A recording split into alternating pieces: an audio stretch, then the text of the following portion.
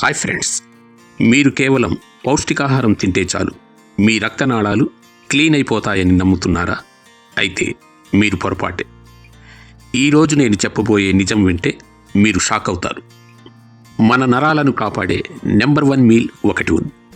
అది మీరు ఇప్పటి వరకు ఎప్పుడూ తిని ఉండరు. అసలు అది ఏంటో తెలిస్తే మీరు ఆశ్చర్యపోతారు. ఈ రోజుల్లో చాలామందికి ఉన్న అతిపెద్ద భయం హార్ట్ బ్లాకేజ్. సాధారణంగా డాక్టర్లు ఏం చెప్తారు? కొలెస్ట్రాల్ తగ్గించుకోండి, నూనె నెయ్యి పూర్తిగా మానేయండి, అంతా సెట్ అయిపోతుంది అంటారు. కానీ ఇక్కడే ఒక లాజిక్ మిస్ అవుతున్నాం. అదే నిజమైతే రోజు జిమ్కి వెళ్ళే కుర్రాళ్ళు, ఫిట్గా ఉండే యువకులు అకస్మాత్తుగా హార్ట్ అటాక్కు ఎందుకు గురవుతున్నారు? నా బీపీ కంట్రోల్లో ఉంది, కొలెస్ట్రాల్ నార్మల్గా ఉంది, నాకు ఏ రిస్క్ లేదని మీరు అనుకోవచ్చు. కానీ ప్రతి ఏటా 30 నుంచి 40 ఏళ్ల లోపు వారు కూడా ఎటువంటి ముందస్తు హెచ్చరికలు లేకుండా ప్రాణాలు కోల్పోతున్నారు. దీనికి కారణం మన రక్తనాళాల లోపల జరిగే ఒక సీక్రెట్ గేమ్. మరి అసలైన విలన్ ఎవరు? మనం ఎప్పుడూ హార్ట్ అటాక్ అనగానే కొలెస్ట్రాల్ లేదా ఫ్యాట్ గురించి మాత్రమే ఆలోచిస్తాం. కానీ వీటన్నిటికంటే ముఖ్యమైనది ఇన్సులిన్ రెసిస్టెన్స్. మీకు డౌట్ రావచ్చు, బ్లాకేజ్ కొలెస్ట్రాల్ వల్ల కదా వస్తుంది, మధ్యలో ఇన్సులిన్ ఎందుకు అని. చూడండి, కొలెస్ట్రాల్ అనేది కేవలం ఒక ముడిసరుకు మాత్రమే. అది ఎప్పుడు రక్తనాళాలకు అతుక్కుని ప్లాక్గా మారుతుందనేది మీ మెటబాలిజం నిర్ణయిస్తుంది. మీరు కార్బోహైడ్రేట్లు ఎక్కువగా తిన్నప్పుడు మీ శరీరం వాటిని సరిగ్గా ఖర్చు చేయలేకపోతే రక్తంలో షుగర్ పెరుగుతుంది. ఆ షుగర్ని కంట్రోల్ చేయడానికి మీ ప్యాంక్రియాస్ ఎక్కువ ఇన్సులిన్ని ఉత్పత్తి చేస్తుంది. ఇది రోజువారీ ప్రక్రియగా మారినప్పుడు శరీరంలోని కణాలు ఇన్సులిన్ మాట వినడం మానేస్తాయి. దీన్నే నేను ఇన్సులిన్ స్పైరల్ ఆఫ్ డెత్ అంటాను. చాలామంది షుగర్ మానేస్తే చాలు అనుకుంటారు. కానీ కేవలం పంచదార మానేస్తే సరిపోదు. మనం తినే బ్రెడ్, పాస్తా, మైదా పిండితో చేసిన పదార్థాలు, ఆఖరికి ఫ్రూట్ జ్యూస్లు కూడా ఇన్సులిన్ను అకస్మాత్తుగా పెంచేస్తాయి. దీనివల్ల బాడీ ఫ్యాట్ను బర్న్ చేయడం ఆపేస్తుంది. ఆకలి పెరుగుతుంది, పొట్ట దగ్గర కొవ్వు పెరిగిపోతుంది. చివరకు ఇది శరీరంలో ఇన్ఫ్లమేషన్కు దారితీస్తుంది. ఇదే హార్ట్ అటాక్కు అసలైన ట్రిగ్గర్ పాయింట్.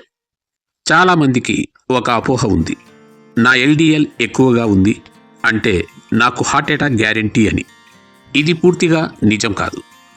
LDLని ఒక గూడ్స్ ట్రైన్ అనుకోండి, రక్తనాళాలను పట్టాలు అనుకోండి. పట్టాలు బలంగా ఉన్నంతకాలం ట్రైన్ వెళ్తూనే ఉంటుంది, ఏ ఇబ్బంది ఉండదు. కానీ ఎప్పుడైతే ఇన్సులిన్ లెవెల్స్ పెరిగి రక్తనాళాల గోడలు బలహీనపడతాయో అక్కడ చిన్న చిన్న పగుళ్ళు వస్తాయి. అప్పుడు ఈ LDL ఆ పగుళ్లలో ఇరుక్కుపోయి బ్లాకేజ్ను సృష్టిస్తుంది. అంటే ఇన్ఫ్లమేషన్ లేకపోతే LDL అంత ప్రమాదకారి కాదు. వయస్సు అపోహ. రెండో ప్రమాదకరమైన ఆలోచన ఏమిటంటే, నేనింకా చిన్నవాడినే కదా, నాకు హార్ట్ అటాక్ రాదు అని. కానీ రీసెర్చ్ ప్రకారం 18 నుండి 20 ఏళ్ల యువకుల్లో కూడా ఇప్పుడు బ్లాకేజ్ లక్షణాలు కనిపిస్తున్నాయి. ముఖ్యంగా మన భారతీయులు కార్బోహైడ్రేట్లు ఎక్కువగా తీసుకోవటం వల్ల 30 ఏళ్లకే బైపాస్ సర్జరీల వరకు వెళ్తున్నారు. కాబట్టి వయస్సుతో సంబంధం లేకుండా ప్రతి ఒక్కరూ అలర్ట్గా ఉండాలి. షుగర్ గురించి భ్రమలు. చాలామంది, నేను స్వీట్లు తినను, టీలో పంచదార వేసుకోను, కాబట్టి నాకు హార్ట్ ప్రాబ్లమ్స్ రావు అని ధీమాగా ఉంటారు. కానీ ఇది ఒక పెద్ద మాయ. కేవలం పంచదార మాత్రమే విలన్ కాదు. మీరు తినే బ్రెడ్, పాస్తా, నూడిల్స్, బిస్కెట్స్, ఆఖరికి ప్యాక్ చేసిన ఫ్రూట్ జ్యూసులు కూడా షుగర్ కంటే వేగంగా మీ రక్తంలో గ్లూకోజ్ లెవెల్స్ని పెంచుతాయి. వీటి గ్లైసెమిక్ ఇండెక్స్ ఎంత ఎక్కువగా ఉంటుందంటే ఒక స్పూన్ చక్కెర కంటే ఇవి మీ బాడీపై వేగంగా ప్రభావం చూపుతాయి. కాబట్టి కేవలం తీపి పదార్థాలను వదిలేస్తే సరిపోదు. అన్ని రకాల రిఫైన్డ్ కార్బోహైడ్రేట్స్కు దూరంగా ఉండాలి. స్టంట్ వేయించుకుంటే సేఫ్ అనుకుంటున్నారా?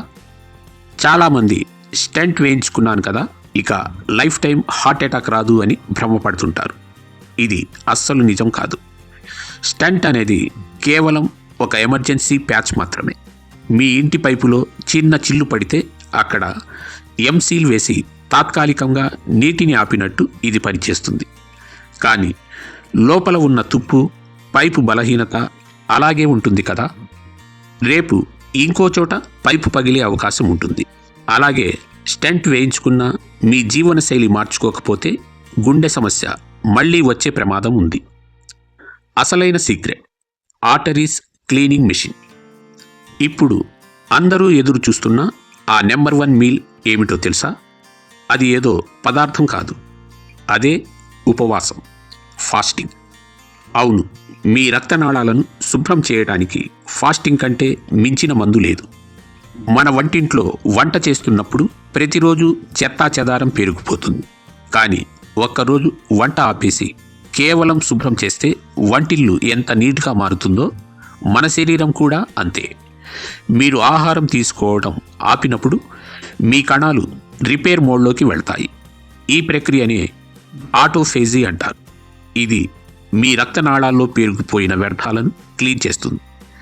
దీనివల్ల ఇన్సులిన్ పనితీరు మెరుగుపడుతుంది, ఆకలి నియంత్రణలో ఉంటుంది మరియు హార్ట్ అటాక్ రిస్క్ గణనీయంగా తగ్గుతుంది. మరి ఫాస్టింగ్ ఎలా మొదలు పెట్టాలి? ముందుగా చిన్నగా స్టార్ట్ చేయండి. రాత్రి డిన్నర్ త్వరగా ముగించి మరుసటి రోజు బ్రేక్ఫాస్ట్ ఆలస్యంగా చేయండి. అంటే రాత్రి భోజనానికి ఉదయం అల్పాహారానికి మధ్య కనీసం 12 నుంచి 14 గంటల గ్యాప్ ఉండేలా చూసుకోండి. ఇది అలవాటయ్యాక నెమ్మదిగా 16 గంటల వరకు పెంచండి. ఉదాహరణకు రాత్రి 8 గంటలకి భోజనం చేస్తే మరుసటి రోజు మధ్యాహ్నం 12 గంటలకి తినడం. ఫాస్టింగ్ సమయంలో కేవలం నీరు, గ్రీన్ టీ లేదా నిమ్మరసం వంటివి మాత్రమే తీసుకోండి. ముఖ్య గమనిక: మీకు షుగర్ ఉండి మందులు వాడుతున్నా లేదా గర్భిణీ స్త్రీలైనా ఫాస్టింగ్ చేసే ముందు ఖచ్చితంగా మీ డాక్టర్ను సంప్రదించాలి. గుర్తుంచుకోండి, ఉపవాసం అనేది శిక్ష కాదు, మీ గుండెకు మీరు ఇచ్చే అద్భుతమైన కానుక. తక్కువ తింటూనే ఎక్కువ ఎనర్జీతో ఉండటం, మీ బీపీ మరియు షుగర్ని అదుపులో ఉంచుకోవడం, ఇదంతా ఫాస్టింగ్ చేసే మ్యాజిక్. ఈ వీడియోలోని సమాచారం మీకు నచ్చినట్లయితే వీడియోని వెంటనే లైక్ చేయండి. ఒక్క షేర్ మీ కుటుంబ సభ్యుల లేదా స్నేహితుల ప్రాణాలను కాపాడవచ్చు. మన భారతీయులందరూ ఆరోగ్యంగా ఉండాలన్నదే మా లక్ష్యం. అందుకే తప్పకుండా ఈ వీడియోని అందరికీ షేర్ చేయండి. మరిన్ని హెల్త్ అప్డేట్స్ కోసం మా ఛానల్ని సబ్స్క్రైబ్ చేయడం మర్చిపోకండి. నవ్వుతూ ఉండండి, ఆరోగ్యంగా జీవించండి.